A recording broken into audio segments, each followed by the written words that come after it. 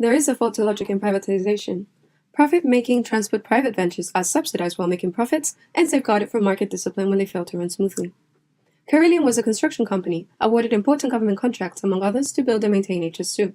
A bailout was recently denied to their cost overrun, geographical inefficiency, misinformation from accounting, and exceeding executive payouts.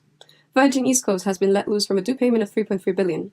Funnily enough, the East Coast Rail could return to public sector, only after losing money in privatization and being granted a new profitable contract for the West Coast. HS2 is a joint venture to be performed under Kia and Eiffage Constructions.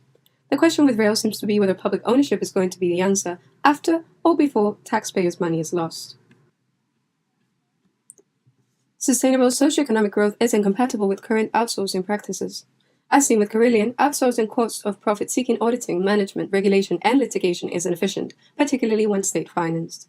Nationalization and government management bring accountability and efficiency.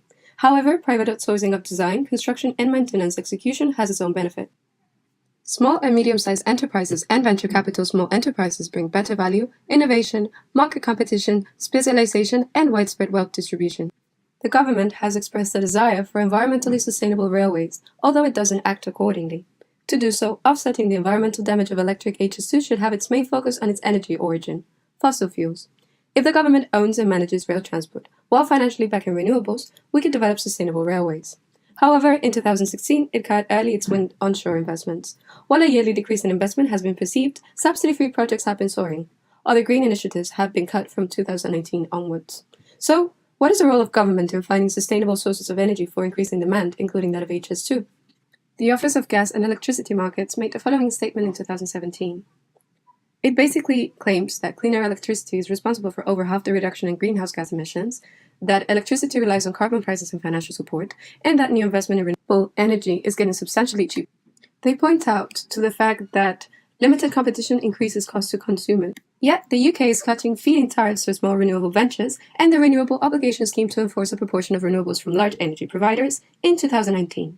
The Dutch government understands renewables value, owning 100% wind power electric trains. What made this possible was the existence of many wind farms across the Netherlands. The UK is lagging behind Europe to meet its international climate targets with increased fossil fuel import dependency. Wrong, inflated accounting predictions by private ventures are shaking the Dutch public's confidence in UK rail investment.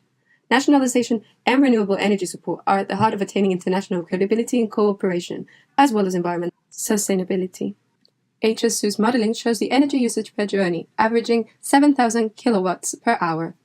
Renewables-powered public transport like HS2 could bring about environmental sustainability. Michael Gropp from LSE suggests arranging a contract that fixes carbon prices to be paid to renewables for offsetting and carbon sequestration. Contractual certainty would equal investment insurance and thus incentives. State ownership and management, with small and medium-sized enterprises and venture capital small enterprises execution, will incentivize market efficiency and innovation. National ownership would allow strengthened post-Brexit international relations with the Netherlands through governmental consulting to emulate their 100% electric wind power trains. This would imply greater value and greater sustainability for HS2.